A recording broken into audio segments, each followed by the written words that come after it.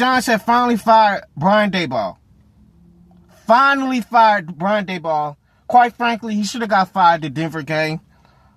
Bro, you can't give up 4 times on the road and you've led by 10 points or more. Guys, let me read y'all this stat. This is the 4th time the Giants have had a road lead of 10 points or more and give up the game. And they went 0-4 in that span.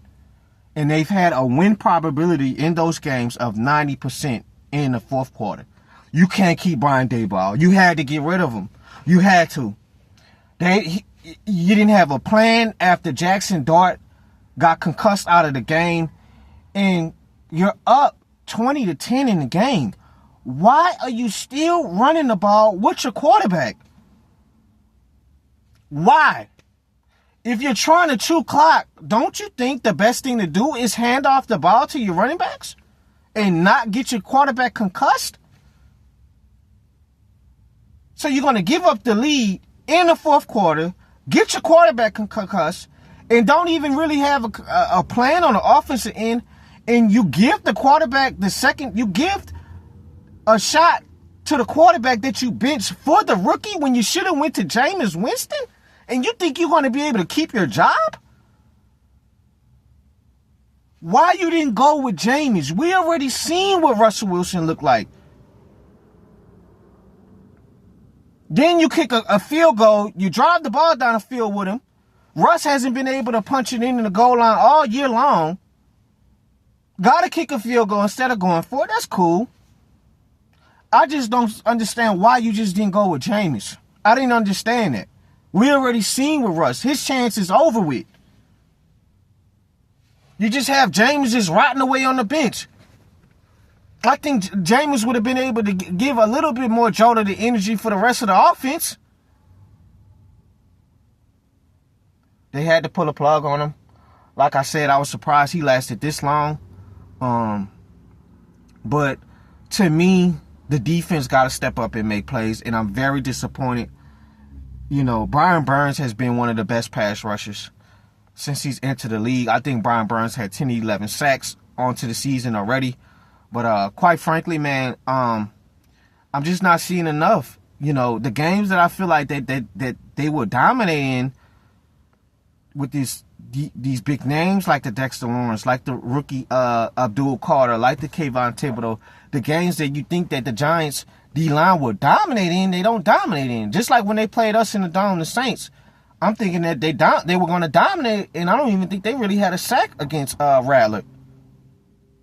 Our offensive line dominated them. And then you come back with the Chicago, yeah, they've been better on the O-line in recent years. I'll give them that, but you still feel like they'll be able to get to Caleb Williams.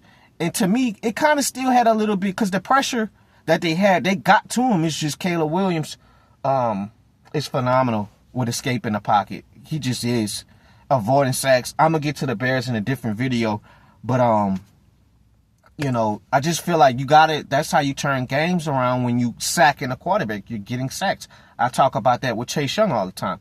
Getting the sacks. And he's been doing that for our team since he's got back. And you can get hurries and pressures, but hurries and pressures don't matter when quarterbacks are breaking sacks and throwing the ball down for 50 yards. Excuse me. So,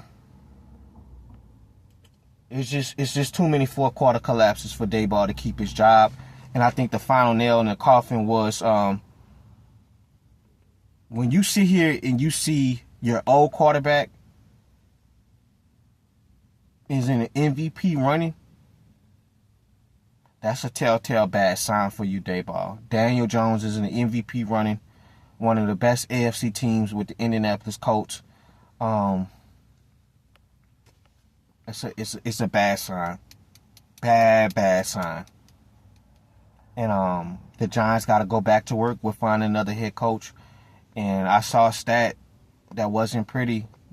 After the Tom Coughlin era, this team is like 53-100 Like, it's not good with the coaching staffs that they've been picking. It hasn't been good. I remember the McAdoo days. I remember the Shermer days. The Joe Judge days. It's just, they haven't been able to pair the head coach up with the right quarterback.